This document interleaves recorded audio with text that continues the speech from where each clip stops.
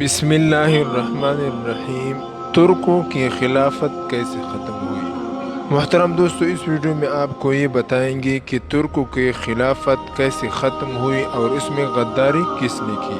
تو محترم دوستو، چلتے ہیں اپنی بات کی طرف، لیکن اس سے پہلے تم سے درخواست یہ ہے کہ ہمارے چینل کو سبسکرائب کر لو اور ویڈیو کو لائک اور شیئر کر دو۔ محترم دوستو، صدیوں سے کفار اسلامی خلافت کو جڑ سے ختم کر دینے کے لیے کوشش کر رہے تھے، مگر مسلمان کبھی بھی اب اتنے غافل نہ رہے کہ ان کی سازش کامیاب ہو جاتی۔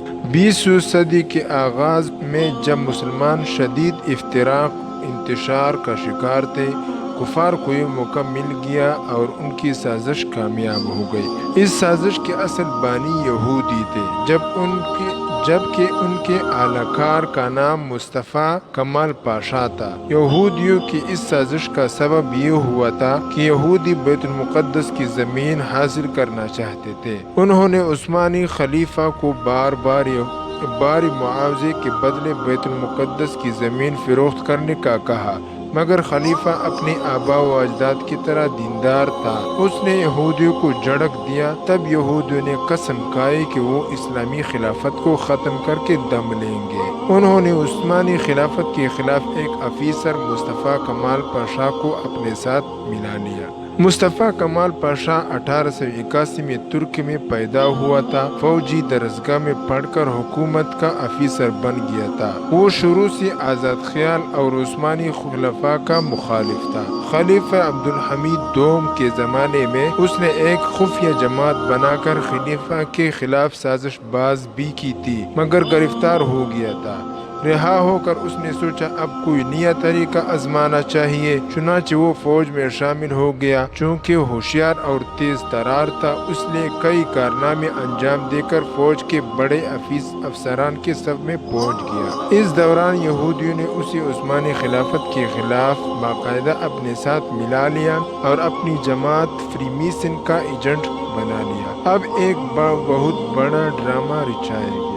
اس پر عمل جنگ عظیم اول کے دوران ہوا۔ انگریزوں اور فرانسیسیوں نے ترکی پر حملہ کیا اور ترکی کے دارالحکومت استنبول کو گھیر لیا۔ مصطفیٰ کمال کی ڈیوٹی کہیں اور تھی، مگر اس نے طے شدہ پروگرام کے مطابق استنبول آ کر انگریزوں اور فرانسیسیوں سے شہر کا دفاع شروع کر دیا۔ پھر منصوبے کے مطابق انگریز اور فرانسیسی پیچھے ہٹ گئے اور ہر طرف مشہور کر دیا گیا کہ مصطفیٰ کمال کی وجہ سے استنبول بچ گیا۔ اس کارنامے پر پوری ترک قوم بلکہ پورے عالم اسلام میں مصطفیٰ کمال کو شہرت اور نیکنامی ملی۔ خلیفہ نے اس کا عہدہ بڑھا کر اسے فوج کا جنرل بنا دیا۔ مصطفیٰ کمال اس دوران اپنی ایک الگ جماعت بنا چکا تھا جو خفیہ طور پر کام کر رہی تھی۔